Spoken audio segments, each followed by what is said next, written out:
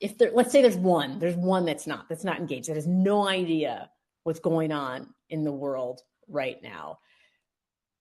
If we need them, if we need the people who are disengaged to be involved, how are you talking to the disengaged people in your life? Well, even the disengaged people are starting to be concerned about one aspect or another of events that affect them. And if you think about it now, everybody has a gay relation or a gay friend, or, there's somebody that they care about in their lives.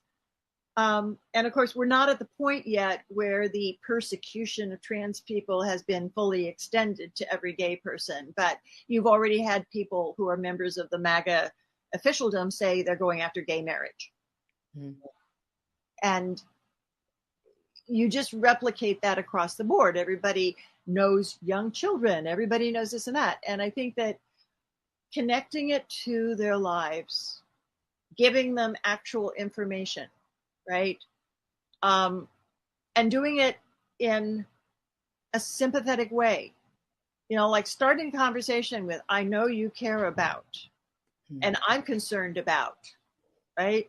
I mean, I have this, I have this thing about kids. I've always loved kids. I worked for Head Start back in the day, and for me, children who have life-threatening cases of measles because they're not vaccinated hurts my heart.